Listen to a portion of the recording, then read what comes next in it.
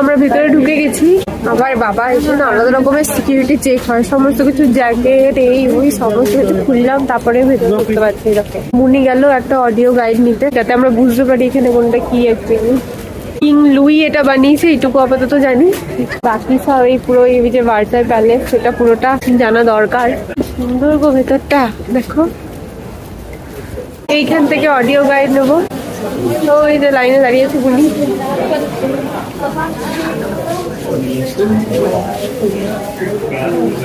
প্রথম বিশ্বযুদ্ধে সেই বিখ্যাত ভার্সাই সন্ধি যখন পড়ছিলাম, তখন কি আর জানতাম এই প্যালেসে কোনোদিন আসতে পারবো এইভাবে। ভাবো, এই মুহূর্তে আমরা যে অপূর্ব প্রাসাদের ভেতর দাঁড়িয়ে আছি, এখানেই লেখা হয়েছিল ওয়ার্ল্ড ওয়ারের সেই গুরুত্বপূর্ণ অধ্যায়। প্রথম বিশ্বযুদ্ধে প্রায় 1,70,00,000 মানুষ মারা যাওয়ার পর 1919 সালের 28শে জুন এই প্রাসাদের বিখ্যাত হল অফ মিরর্স এ স্বাক্ষরিত হয় ট্রিটি অফ ভার্সাই। তাই এই প্যালেস শুধু রাজকীয় সৌন্দর্যের প্রতীক নয়, এটি এমন একটি জায়গা যেখানে একটি যুদ্ধের সমাপ্তি ঘটলেও আরেকটি বড় যুদ্ধের বীজ বপন হয়ে গিয়েছিল। ভাবো তো, আজ যেখানে হাজার হাজার পর্যটক এভাবে ছবি তুলছি, একসময় বিশ্বের সবচেয়ে ক্ষমতাশালী নেতারা এখানে জমায়েত হয়েছিলেন। বাইরে তখন যুদ্ধ শেষ, কিন্তু ভেতরে শুরু হয়েছিল ভবিষ্যতের ইতিহাস লেখা। এই দেখো, এগুলো হচ্ছে 1700 সেঞ্চুরি, 1708। পুরো অন্ধকার অন্ধকার, জানি না তোমরা কতটা দেখতে পাচ্ছ। একসময় এটি ছিল ফ্রান্সের রাজা চতুর্দশ লুইয়ের বাসভবন। তিনি নিজেকে সান কিং বলতেন, আর সেই মহিমা এই প্রাসাদের প্রতিটি কোণেই ফুটে উঠেছে। বাইরে থেকে যতটা সুন্দর, ভেতরটা তার থেকেও অনেক বেশি রাজকীয়। প্রতিটি ঘরের সাজ একে অপরের থেকে একেবারে আলাদা। কোথাও সোনালি রঙের কাজ, কোথাও বিশাল পেন্টিং, আবার কোথাও এমন সুন্দর ঝাড়বাতি যে চোখ সরানোই কঠিন। এই বিশাল বড় বড় রুম আর ছাদের অসাধারণ ডিজাইন, এত সুন্দর করে কয়েকশো বছর আগে কিভাবে যে এগুলো তৈরি করা হয়েছিল, ভাবতেই অবাক লাগছে।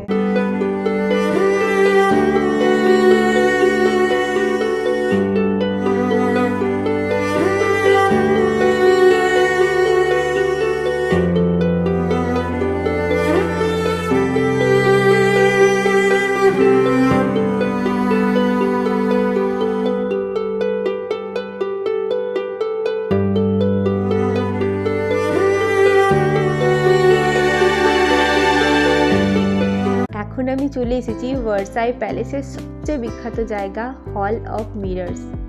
এখানে রয়েছে 357টি আয়না, যা একসময় ফ্রান্সের ঐশ্বর্য ক্ষমতার প্রতীক ছিল। একদিকে বিশাল বিশাল জানলা, আর অন্যদিকে সারি সারি আয়না। সূর্যের আলো পড়লে পুরো হলটি যেন ঝলমল করে ওঠে।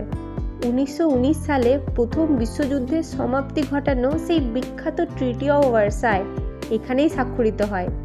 যদিও যুদ্ধ শেষ হয়ে গিয়েছিল, কিন্তু শান্তি কিন্তু খুব সহজে আসেনি। জার্মানির উপর এমন কঠিন শর্ত চাপানো হয়েছিল, যা তাদের অর্থনীতি, সেনাবাহিনী, জাতীয় গর্ব সব কিছুকে গভীরভাবে আঘাত করে। অনেক ইতিহাসবিদ মনে করেন এই কঠোর শর্তগুলো জার্মানির মানুষের মধ্যে ক্ষোভ আর অপমানের জন্ম দেয়, আর সেই ক্ষোভই পরবর্তীকালে দ্বিতীয় বিশ্বযুদ্ধের অন্যতম কারণ হয়ে ওঠে।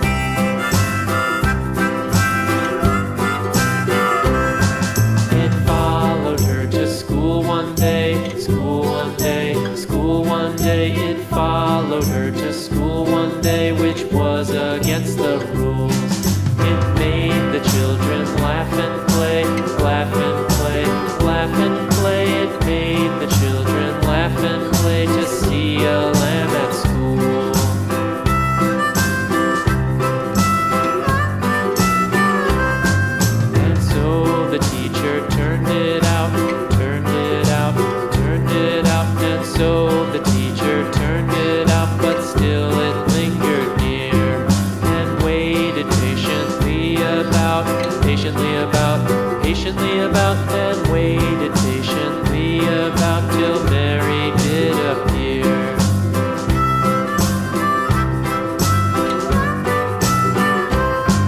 Why does the Lamb love Mary so?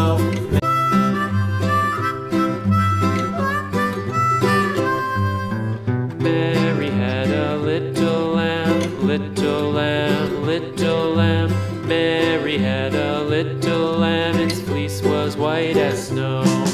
And everywhere that Mary went, Mary went, Mary went, and everywhere that Mary went, the lamb was sure to go.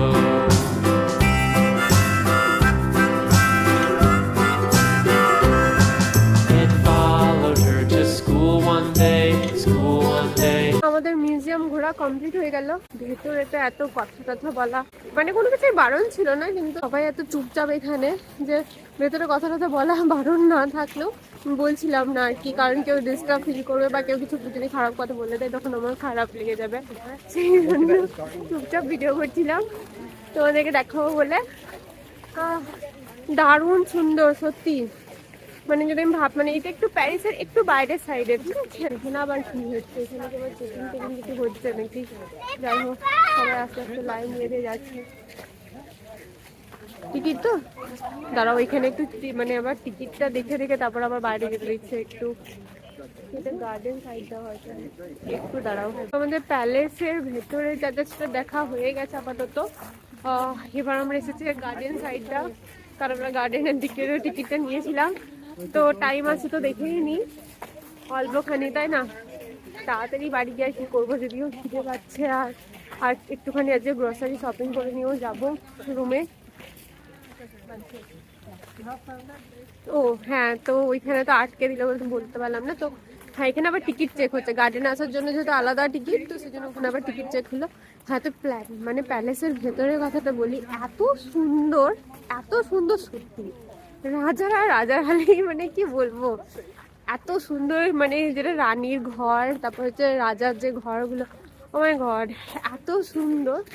আর কি দামি, এটা অ্যাকচুয়ালি খুবই ফেমাস যে কারণে, সেটা হচ্ছে এখানকার যে আর্ট, সেটার জন্য। হ্যাঁ, তো সত্যি মানে এমনি এমনি ফেমাস নয় আর কি, এত সুন্দর সমস্ত ছবি।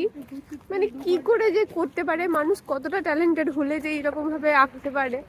তো অবাক লাগছিল আর কি, সব কিছু যত দেখছি ততই অবাক লাগছে। এত সুন্দর এভাবে আর্কিটেকচার আমি এর আগে দেখিনি, মানে এত সুন্দর করে সমস্ত কিছু আঁকা। আর দেখো, দেখতে দেখতে আমরা পুরো গার্ডেন সাইডে পৌঁছেও গেছি। এখানে একটা লেক মতো রয়েছে, আর পেছনে পুরো বড় ঘন জঙ্গল। বড় গার্ডেন গো, অনেক বড়, বিশাল বড় প্যালেস, বিশাল বড়। সারা দিনটা আমাদের এখানে কেটে গেল। কালকে দেখবো ওয়েদার কেমন আছে, সেই অনুযায়ী আমরা প্ল্যান করব। আর যখন আসছিলাম তখন তো সকালবেলা একটু একটু বৃষ্টি পড়ছিল, এখন এখানে নেই বৃষ্টিটা। দেখবো আমি যেদিকে নিয়েছি এয়ারবিএনবি সেই দিকটাতে কিরকম ওয়েদার। এখানটা আপাতত আজকে সুন্দর ওয়েদার, এখানে পারেনি।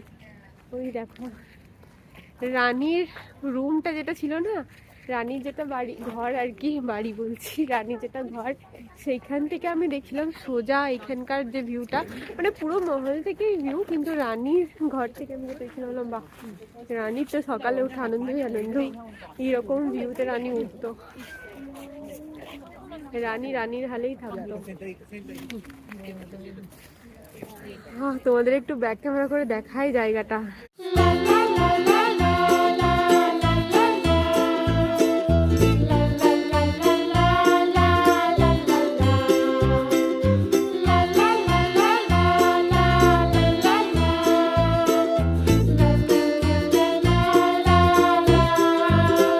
দেখো, প্যালেস থেকে বেরিয়ে রাস্তায় হাঁটছি, তো অল্প অল্প বৃষ্টি শুরু হয়ে গেছে। এই মাথায় টুপিটা পরে নিয়েছি, এখন আর ছাতাটা খুলতে ইচ্ছে করছে না। আমরা এখন রেস্টুরেন্টের দিকে যাচ্ছি, একটা ইন্ডিয়ান রেস্টুরেন্ট খুঁজেছি, সেখানে যাব। ও একটু পেটে একটুখানি কিছু পড়ার ওয়েট করছি, প্রচুর খিদে পেয়ে গেছে। এত বড় প্যালেস ঘুরতে ঘুরতে সব এনার্জি শেষ, খাবো দাবো, তারপর আবার ট্রেন ধরবো। হঠাৎ হঠাৎ বৃষ্টি শুরু হয়ে যাচ্ছে,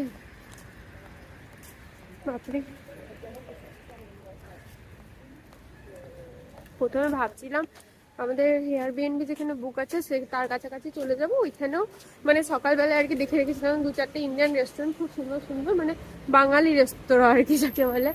তো ওখানে খাওয়ার প্ল্যান ছিল, কিন্তু এত খিদে পেয়ে গেছে, এটা আবার 1 ঘন্টা যেতে হবে, অত টাইম নেই, মানে অতক্ষণ আর ভাল লাগবে না।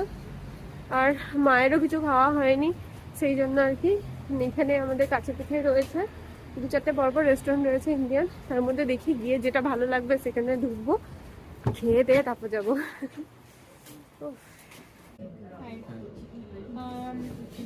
কি বাংলাদেশি? বাঙালি, সরি, ইন্ডিয়া থেকে না? আমরা পৌঁছে গেছি রেস্টুরেন্ট, খাবারের ওয়েট করছি, খাবার অর্ডার দিয়ে দিয়েছি। বাপরে আর ওয়েট হচ্ছে না, এত খেতে পাচ্ছে। খেতে না, ভিডিও করছি।